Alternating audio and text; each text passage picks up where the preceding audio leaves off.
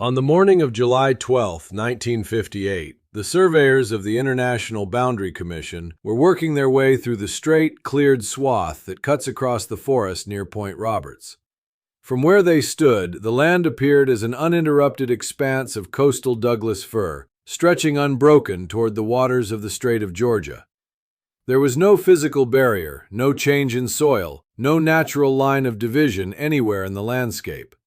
Yet a single step across that cleared line moved a person out of British Columbia and into an isolated exclave of the United States, reachable by land only by driving through 25 kilometers of Canadian territory. The boundary itself was not a response to geography, but to a clerical oversight made thousands of kilometers away. When the 49th parallel was designated as the international border under the Oregon Treaty of 1846, neither British nor American negotiators possessed an accurate topographic chart of the Tsawwassen Peninsula. They drew a straight line across a map, unaware that its western tip dipped just south of the parallel, severing a small 4-square-mile piece of land from its continental mainland.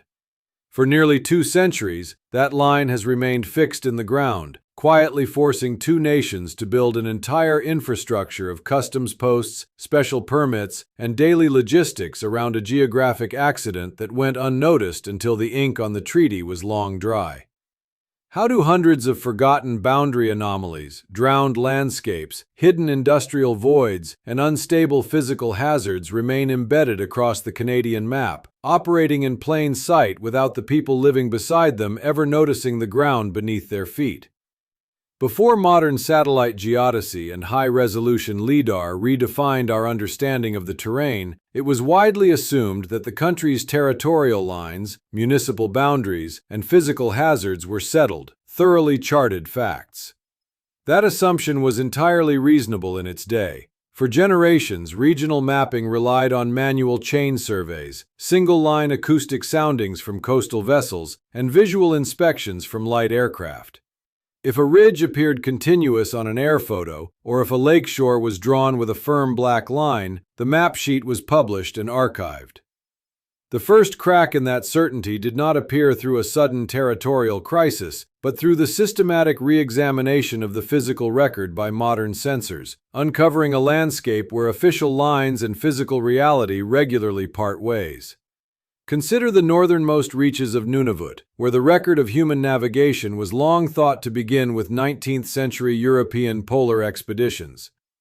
In September 2014, side-scan sonar arrays deployed by the Canadian Coast Guard across Victoria Strait detected a clean metallic hull sitting upright on the seabed in 11 meters of water. It was HMS Erebus, followed 2 years later by the discovery of HMS Terror in Terror Bay. What the official charts had recorded for more than 160 years as open, empty Arctic water was in fact the resting place of the Franklin expedition. The key that guided researchers to the exact coordinates was not a missing Admiralty document or a satellite signal, but the unwritten oral testimony of Inuit observers, passed down through generations, describing a masted ship trapped in the sea ice off King William Island. The physical evidence had been there all along. It was merely the survey record that was late to arrive. Further south, beneath the surface of Lake Huron, an even older physical geography sits entirely submerged. Along the Alpena-Amberley Ridge, a narrow limestone structure that once spanned the lake floor during the low-water Marshall phase, underwater archaeologists using multi-beam sonar mapped a complex series of stone drive lanes and hunting blinds. Built over 9,000 years ago by Paleo-Indian hunters to intercept migrating caribou, these structures rested beneath dozens of meters of water, completely hidden from surface observation until acoustic imaging reconstructed the ancient dryland corridor. Yet water is not the only medium that hides an altered landscape. Across the central coast of British Columbia, beneath dense rainforest canopies that appear entirely wild to the naked eye, airborne laser scanning has revealed ancient intertidal clam gardens and stone fish traps engineered by indigenous communities over thousands of years, long read by early cartographers as natural rock formations. In southern Ontario, LiDAR pulses penetrating dense forest cover have mapped the unmistakable soil footprints of longhouse villages and palisades, demonstrating that the apparent wilderness of the Canadian Shield hides a dense, organized history of human occupation that paper maps simply bypassed. To understand how these geopolitical and structural anomalies took root across the continent, one must look at the specific historical and geological triggers that created them. The mechanism behind Point Roberts, for instance, began in 1846 with the signing of the Oregon Treaty between Great Britain and the United States. Negotiators in London and Washington set the boundary along the 49th parallel north from the Rocky Mountains to the middle of the channel separating the mainland from Vancouver Island. The starting condition was simple. Both powers sought a clean, straight geometric line across a region that neither side had thoroughly mapped on the ground. The triggering event occurred when the Joint Survey Team arrived in 1857 to mark the parallel in the field. As cartographers plotted the line westward across the waters of Boundary Bay, they realized the 49th parallel clipped the southern tip of the Tsawwassen Peninsula, isolating roughly 14 square kilometers of land. Had the line been set just 2 kilometers further south, or had the treaty specified a natural boundary along the coastline, Point Roberts would have remained contiguous with British Columbia.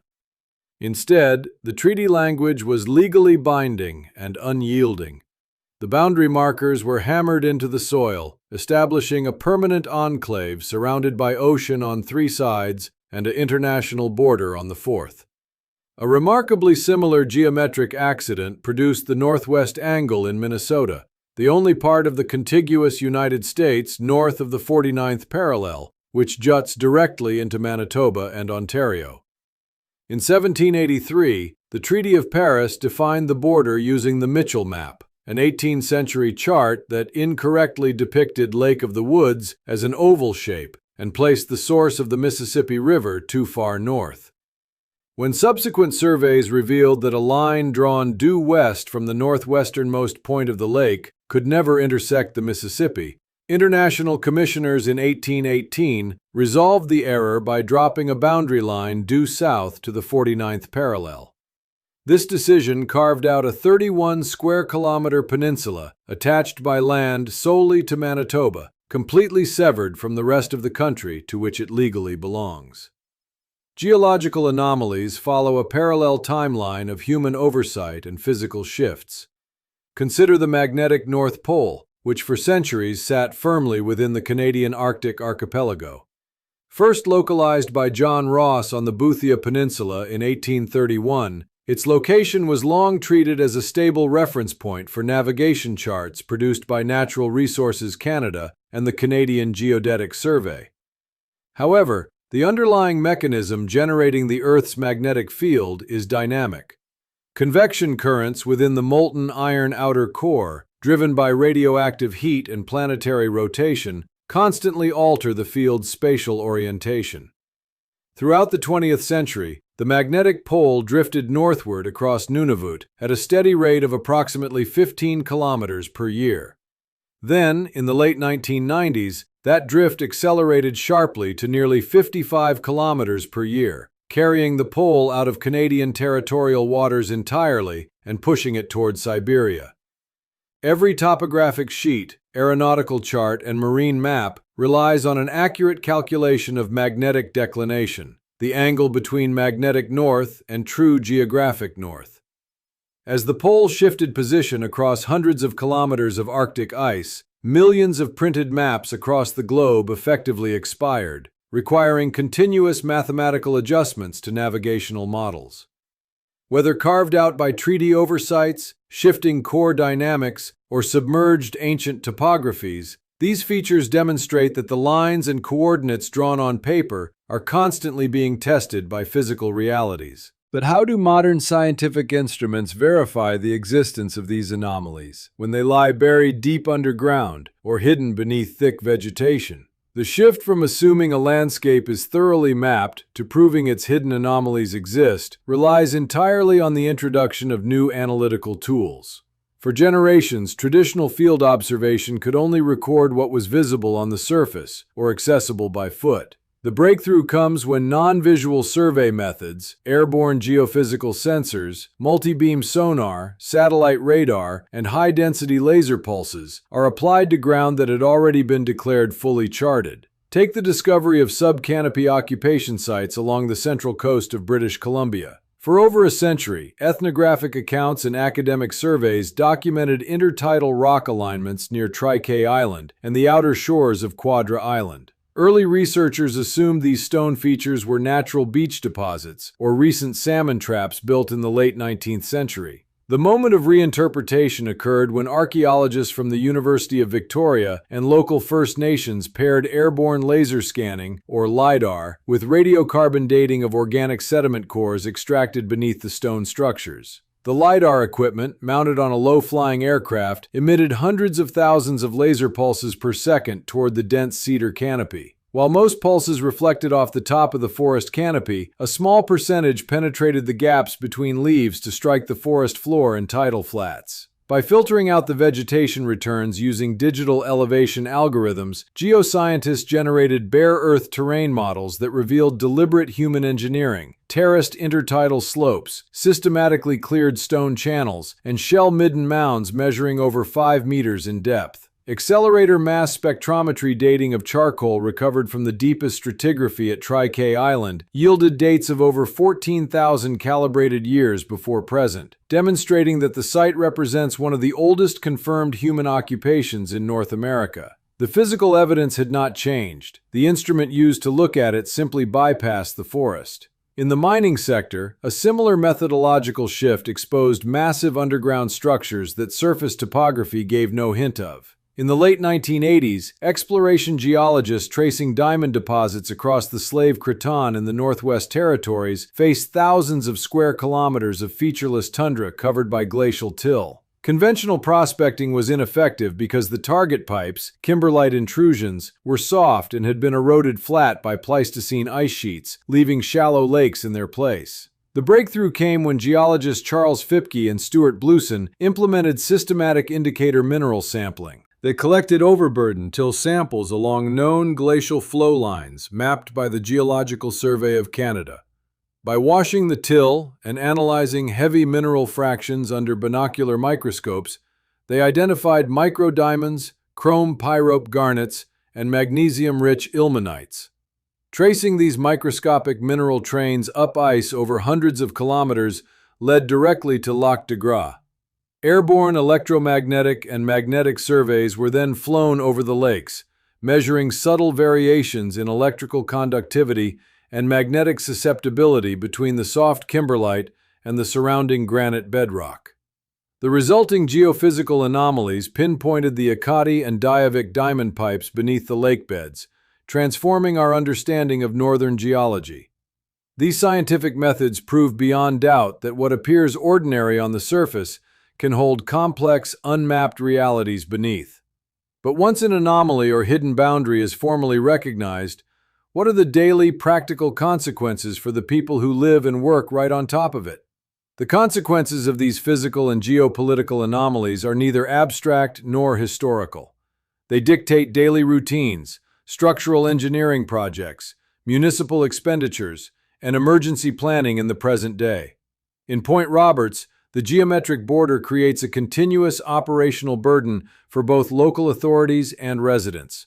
The 4-square-kilometer enclave has no high school, no hospital, and no commercial airport.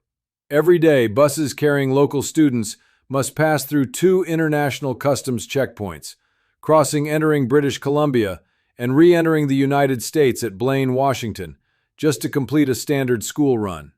Emergency services operate under cross-border mutual aid agreements negotiated between the City of Delta and Whatcom County, requiring Canadian fire crews or ambulances to respond to incidents where American units would take over 40 minutes to reach the scene. The financial cost of maintaining international border infrastructure, dedicated customs staffing, and specialized transit corridors for a population of roughly 1,200 permanent residents exceeds millions of dollars annually, a perpetual expense born entirely of a 19th century survey error.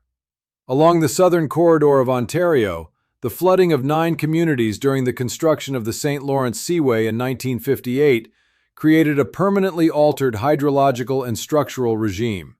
Known as the Lost Villages, these settlements, including Altsville, Farrens Point, and Dickinson's Landing, were inundated when the Long Sault Dam raised water levels by over 20 meters.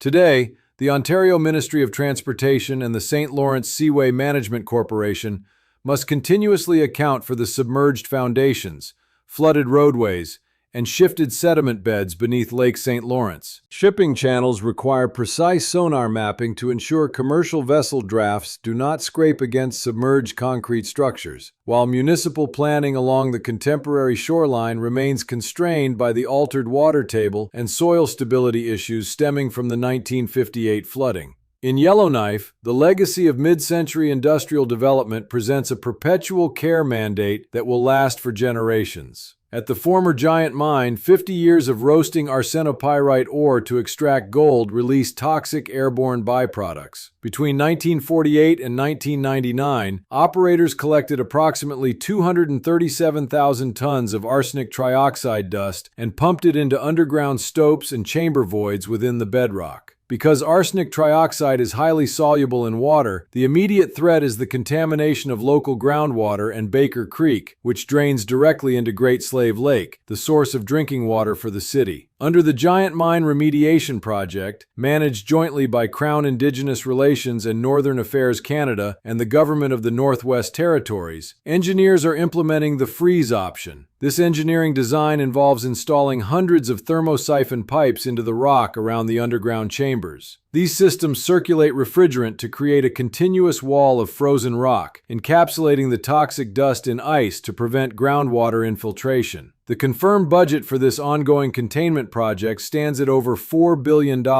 with perpetual monitoring required indefinitely. What these cases reveal is that every geographic error or hidden industrial footprint leaves a concrete trail of costs, logistical hurdles, and safety hazards that survive long after the original cause is forgotten. But as technology continues to map these hidden layers with higher precision, what does the future hold for our understanding of the ground beneath us? This brings the investigation to its final line of inquiry: how the official cartography of a country can remain fixed for decades while the physical landscape beneath it actively moves, erodes, or shifts out of alignment. The true reason these hidden anomalies and territorial oversights went unnoticed for so long was not a lack of interest or deliberate concealment, but the unexamined belief that a printed boundary line or survey grid represented a permanent static reality rather than a temporary draft. For over a century, cartographers, engineers, and government officials treated published paper map sheets as absolute truth. If an official border was drawn straight across a peninsula or a forest was categorized as untouched wilderness, the paper authority overrode physical investigation.